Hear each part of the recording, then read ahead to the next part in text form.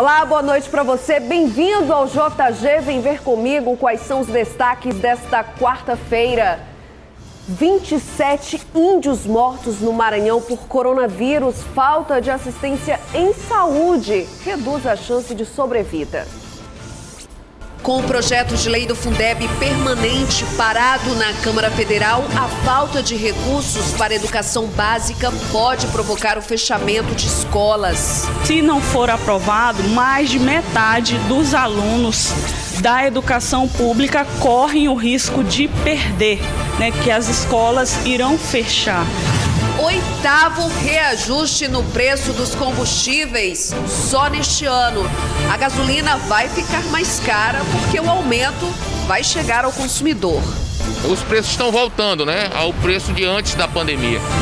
O Parque do Rangedor está de portas abertas, mas com restrições. Visitantes devem seguir as regras sanitárias para reduzir os riscos de contaminação pelo coronavírus.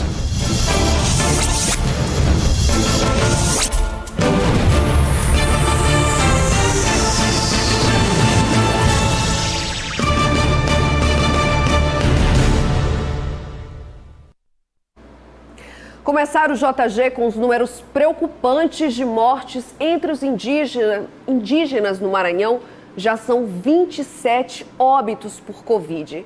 Instituições que apoiam as comunidades reclamam da falta de assistência em saúde e chamam a atenção para a necessidade de testes para a confirmação da doença. O Maranhão tem quase 900 índios infectados pela Covid-19 e 27 já morreram por conta da doença desde o início da pandemia. O Conselho Indigenista Missionário do Maranhão, CMI, vê com preocupação o avanço da doença entre os indígenas. Só na terra Canabrava, 3 índios morreram nas últimas 24 horas por falta de atendimento. Isso, nós estamos vendo a morte dos indígenas com muita preocupação, até porque são os mais velhos, que estão sendo mais atingidos e que acabam falecendo, A gente tem buscado fazer com que o próprio distrito possa estar construindo um plano de contingência, para que não haja mais pessoas contaminadas dentro dos territórios. O CMI alega que falta de testes e plano de contingência estão entre as falhas nos cuidados com os indígenas nesse cenário de pandemia. Houve desde o início, quando começou a se constatar a presença da Covid-19 nos territórios indígenas, na região principalmente do Pindaré, a questão da testagem em massa dos indígenas, porque começava a se apontar, então o DICEI não se preparou para isso.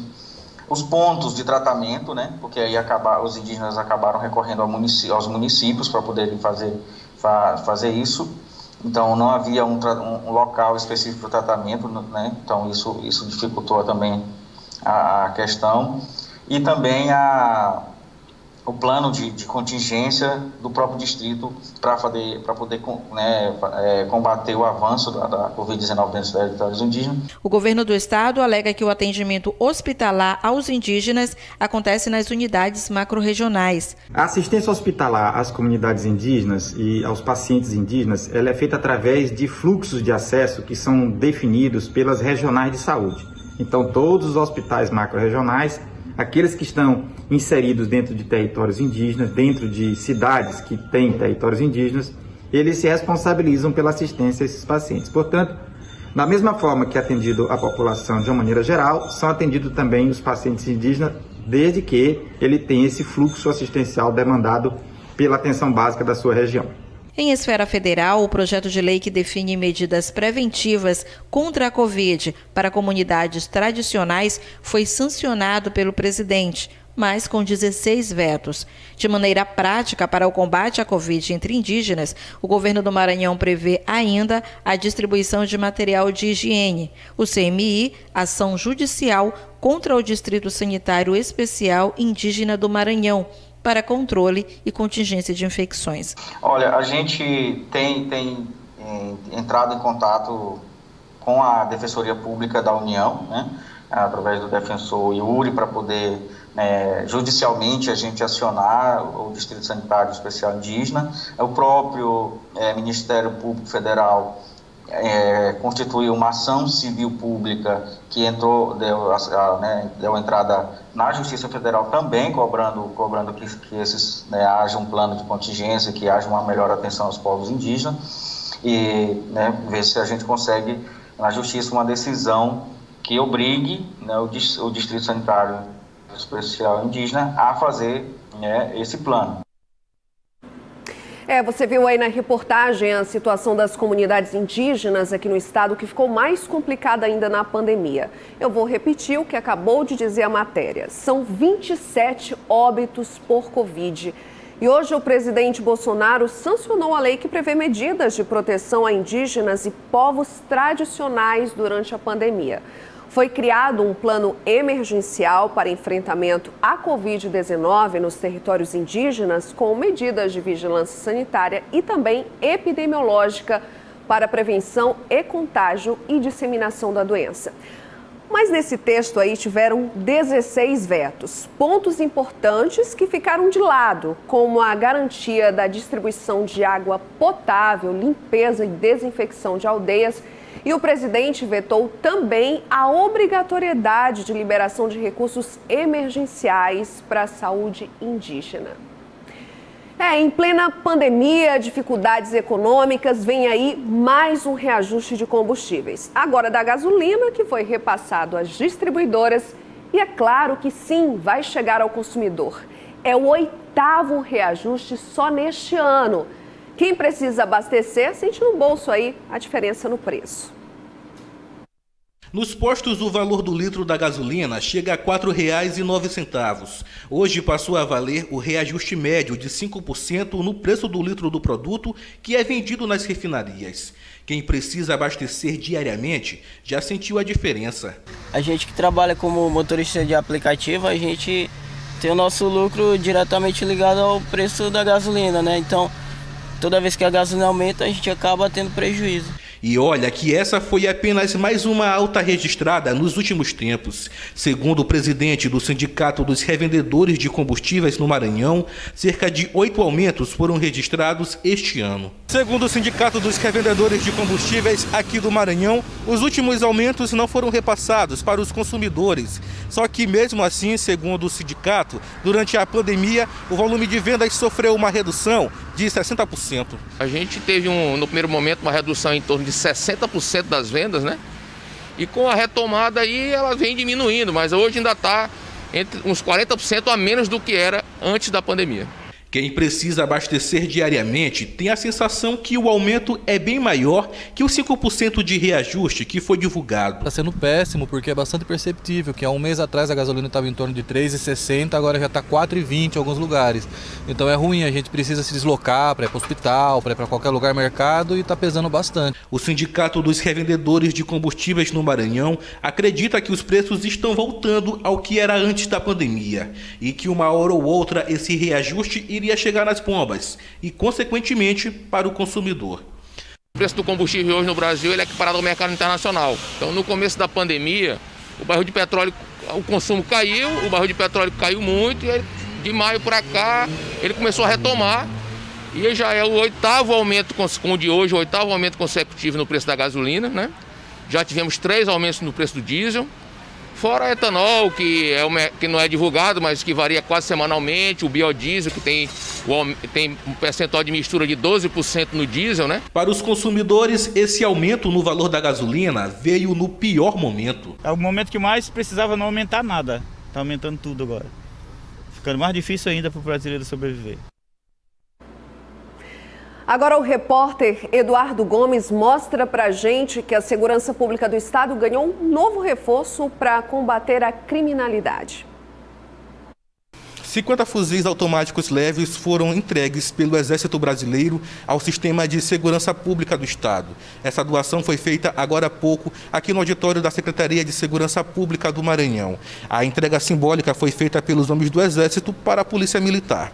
No ano passado, o Exército já havia doado 50 fuzis Este ano, mais 50. Essa doação só foi possível após uma substituição no armamento. O Exército fez uma substituição de alguns armamentos, trocando por modelos diferentes, né, de algumas unidades militares. Os armamentos que foram substituídos, eles foram levados para uma manutenção, foram repotencializados, né, foram deixados em plenas condições, e aqueles que estavam em melhores condições de uso foram doados para as secretarias de segurança pública.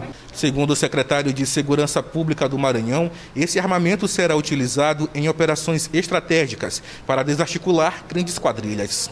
É um reforço do armamento pesado para a Polícia Militar. São 50 fuzis doados pelo Exército Brasileiro, que serão empregados para controle em relação à movimentação de organizações criminosas interestaduais, assaltantes de bancos e traficantes que ousem praticar atos violentos no estado do Maranhão.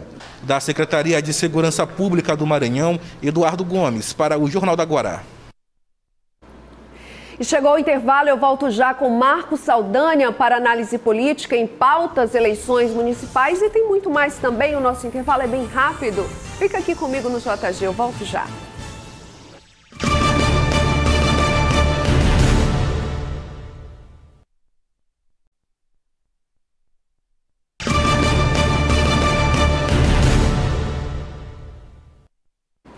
De volta para falar sobre educação, está parado na Câmara Federal o projeto de lei que trata sobre o Fundeb permanente. É que os recursos para a educação básica têm prazo de validade e terminaria neste ano. Voltar à pauta de votação é urgente, porque é o Fundeb que mantém mais de 60% dos investimentos na educação do país. O Fundo de Manutenção e Desenvolvimento da Educação Básica e da Valorização dos Profissionais da Educação foi regulamentado em 2007 e, para continuar existindo, precisa ser renovado pelo Congresso até o fim deste ano. Caso contrário, os municípios podem perder esse aporte financeiro, que garante mais de 60% das atividades escolares do ensino básico no país. Mais de 4.800 municípios dependem desse percentual de mais de 60% do financiamento da educação pública que vem desse fundo de manutenção da educação básica, desenvolvimento da educação e valorização dos profissionais da educação. No ano passado, São Luís recebeu mais de 385 milhões de reais do Fundeb. E mesmo assim, segundo o Sindicato dos Professores do município, uma série de problemas não foram resolvidos. Já apresenta mais de 80% das suas escolas com uma necessidade emergencial de reformas e que nós estamos aí enfrentando uma luta de mais de 4 anos sem o reajuste salarial. O sindicato se preocupa ainda com os problemas estruturais de muitas escolas, que inclusive podem ser fechadas caso o Fundeb deixe de existir. Se não for aprovado, mais de metade dos alunos da educação pública correm o risco de perder, que as escolas irão fechar. A gente continua falando sobre educação e a polêmica acabou. O Ministério da Educação anunciou agora à tarde as datas definitivas do Exame Nacional do Ensino Médio, o Enem. As provas vão ser aplicadas nos dias 17 e 24 de janeiro e o Enem Digital nos dias 31 de janeiro e 7 de fevereiro. Só lembrando aqui, o Enem deste ano, que deveria ter sido realizado no mês de novembro, que deveria ser realizado, foi adiado devido à pandemia do novo coronavírus. Depois disso, o MEC fez uma enquete com os estudantes para definir aí a melhor data para a realização das provas. E hoje o Ministério da Educação confirmou os dias certos para a aplicação do exame. Então, só no próximo ano. E agora quem está aqui comigo no estúdio é o Marcos Saldanha. Marcos, boa noite. Boa noite, Bianca. Bom, Marcos, durante o nosso intervalo eu anunciei que você ia fazer uma análise política, os comentários de sempre, mas você já falou sobre o Fundeb aqui, resgatando uma reportagem que a gente acabou de exibir, porque a gente sabe que é um projeto de lei que está parado, mas aí você traz uma novidade para a gente muito boa, né? Pois é, ontem mesmo à noite eu conversei com o deputado federal Gastão Vieira, ele estava em sessão remota e ele me confirmou que o Fundeb ele vai para votação na Câmara já na segunda semana de agosto e que é pouco provável que haja recesso. Isso ainda não está de todo definido, mas a gente sabe que por volta do dia 15 de julho, mais ou menos, havia um recesso tanto da Câmara quanto do Senado e isso não deve acontecer. Então a previsão para a votação do Fundeb, que é uma bandeira que não deve ser só dos sindicatos. Essa é uma preocupação real que pais, alunos, toda a comunidade escolar, mesmo em tempo de pandemia, deveria se mobilizar.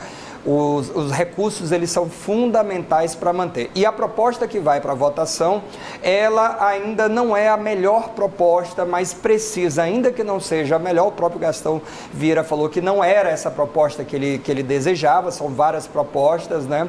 O governo não quer fazer o repasse dos 30%, né, do orçamento, só os 10%, mas seja como for, precisa ser votado, porque em dezembro ele perde a validade. Então essa é uma questão que tem que estar na pauta de todo cidadão aí, porque é fundamental defender a escola pública, gratuita e de qualidade. Vamos falar de eleição, então? Vamos falar de eleição. Pois é, eleição municipal aqui em São Luís. A gente já vinha falando que vinha esquentando, vinha esfriando. Bom, parece que agora, de fato, Bianca, a eleição começou mesmo. É claro que é pré-eleição, claro que são pré-campanha, claro que esse ano a gente tem um adiamento das eleições. Mas as articulações políticas, elas pegaram gás considerável nesse mês de julho. Em relação ao eleitor, isso deve ficar mesmo para final de setembro, mas nesse momento formar bases é fundamental. Nós tivemos aqui nos analistas uma conversa com alguns pré-candidatos, né? E chamou a atenção 2 pré-candidatos que anunciaram aí apoios, né? O Duarte Júnior falava numa provável aliança com o PSL e o Neto Evangelista, da aliança DEM-PDT, também dizia que iria caminhar com o PSL.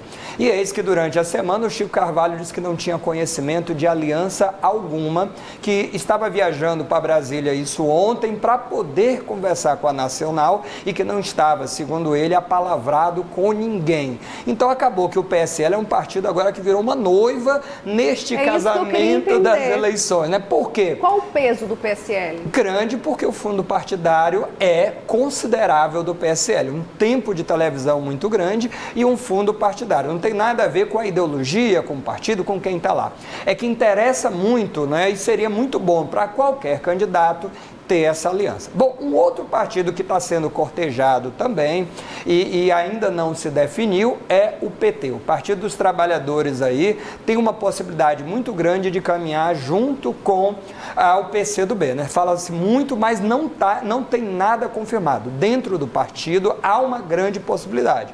Por outro lado, o PSB ainda sonha ali de Bira do Pindaré, ainda desejava muito ter, se não o partido inteiro, uma parte do partido ali caminhando junto com ele. Enfim, esse momento que antecede as eleições é momento de fazer a construção dessa unidade partidária, que garante tempo de televisão, garante maior fundo partidário, sobretudo nesse financiamento público de campanha, é mais fundamental do que antes, e a militância que o partido tem a oferecer. Não necessariamente o número de filiados, mas aquela militância mesmo que tem a força mesmo para tocar uma campanha municipal e ir para a rua, né? Então, é o que a gente está vendo já, essas construções a todo momento. O que a gente não sabe, Bianca, é o que vai pesar nessas eleições. Se vai ser o apoio de secretários, se vai ser o apoio partidário, quem de fato vai fazer a diferença. E é uma eleição muito atípica, uma eleição que vai ter como arena principal a internet. Então, quem define a eleição de fato é o eleitor. E a gente não sabe como é que o eleitor vai se comportar. Então, a partir de agora, a eleição começa a ter uma cara mais de busca do voto, né? A partir que essas alianças são confirmadas e aí vem a segunda etapa, que é a melhor, que é cair no chão, cair na rua, com máscara, com os limites possíveis e garantir aí o número de eleitores, né, para ter a eleição. E eu chamo a atenção, uma eleição atípica que deve ter o maior número de abstenções dos últimos tempos, porque eu acho que o TSE vai flexibilizar a votação. Então, mais do que nunca... Por conta da pandemia. Por conta da pandemia. Então, eu acho que mais do que nunca, Bianca, convencer o eleitor a sair de casa, colocar a máscara e votar vai ser o maior desafio de quem quer ser eleito agora. É isso aí, Marcos. Muito obrigada, viu, pela sua Boa presença noite, mais obrigado. uma vez. Tchau. Tchau. Agora a gente dá uma pausa para uma dica. A gente sabe que neste momento difícil toda ajuda é bem-vinda. Isso é claro. Por isso, a Equatorial Maranhão traz de volta a promoção Energia em Dia. É uma promoção aí pensada para realmente ajudar as pessoas. São sorteios todo mês de 1 ano de supermercado de R$500. Isso mesmo, eu vou repetir. 1 ano de supermercado de R$500 todo mês. É uma boa notícia, né? E tem também 2 sorteios mensais de 1 ano de bônus de R$250 para você pagar a sua conta de energia elétrica. E ainda tem um prêmio extra. 15 casas serão contempladas com R$12 mil. O que você vai fazer com esse dinheiro? Você pode trocar o eletrodoméstico e até dar aquela reforma na sua casa. E no final da promoção tem sorteio de um carro 0 quilômetro. Eu vou te falar, hein? São prêmios que vêm na hora certa, justo quando todo mundo está precisando. Para participar, basta estar em dia com a Equatorial. Não fique de fora, faça o cadastro no site energiaemdia.equatorialenergia.com.br. Muito fácil, né? Mais do que nunca, nesse momento, conte com a energia da Equatorial Maranhão. E você, já foi ao Rangedor? O parque foi reaberto. Mas fica aqui no JG que depois do intervalo eu vou te mostrar todas as novas regras sanitárias para quem vai visitar o parque. Eu volto já.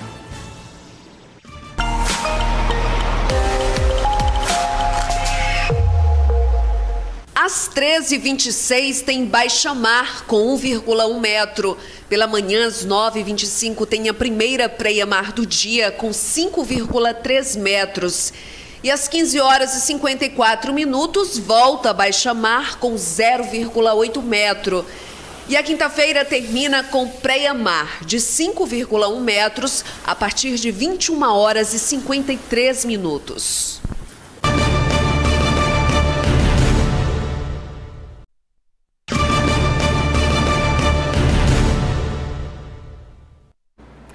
Juntar aí natureza com atividade física é saúde na certa. O Parque do Rangedor, ideal para tudo isso, foi reaberto. Mas olha, quem pensa em fazer aquela visita tem que se adequar às medidas de segurança sanitária, viu? Tudo voltou, mas com regras para reduzir a contaminação pelo coronavírus. Seu Edson voltou a fazer a tradicional caminhada no Parque do Rangedor. O espaço que ficou fechado por 3 meses por conta da pandemia foi reaberto. E ele não perdeu tempo e fez questão de colocar os treinos em dia. Tá fazendo falta. Só em casa, do serviço para casa e o movimento, né? Para exercitar um pouquinho é bom, né? Os parques foram reabertos após liberação via decreto do governo do estado, seguindo uma série de medidas sanitárias como o uso obrigatório de máscaras, álcool em gel e o distanciamento social. E justamente para que essas medidas sejam cumpridas, é que as atividades esportivas estão temporariamente proibidas, assim também como não está liberado o tradicional piquenique aqui nos gramados. Atualmente, o limite máximo de ocupação nos parques deve chegar a 40%. A abertura ainda não está 100%, né? Está funcionando de forma gradativa. Hoje a gente fala que a gente está trabalhando mais ou menos com 30% a 40% do parque aberto, né? Em relação às atividades, hoje a gente só está liberando a pista de caminhada e pista de Cooper, ou seja, as quadras, academias ao ar livre, playgrounds continuam fechados, né? Nossos taludes também ainda não estão liberados para os famosos piqueniques aqui do Rangedor.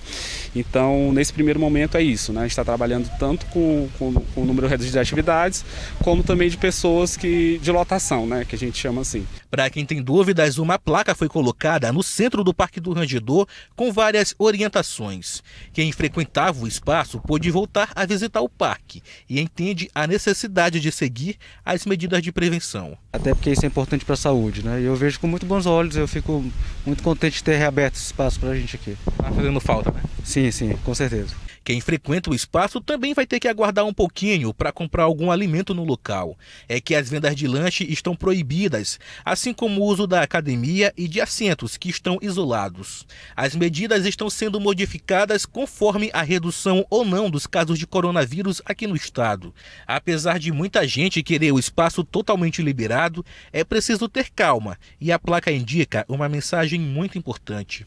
Vai passar. Essas recomendações, né, são de suma importância para a segurança do próprio visitante, né, e a gente pede que seja respeitado, né, que é a utilização de máscaras e o distanciamento social, né, para não aglomerar, enfim. visando sempre a segurança do visitante. Vamos fazer tudo direitinho, né? Seguir as recomendações para essa pandemia passar o mais rápido possível e que todo mundo possa ficar próximo um do outro, tá combinado? Bom, e o JG termina aqui. Fique agora com os analistas Geraldo Ense e Nathanael Júnior, que voltou à bancada, e Felipe Clã, que entrevistam o deputado estadual Roberto Costa, do MDB. Eu volto amanhã, às 6h30 da noite. Muito obrigada pela tua companhia. Tchau.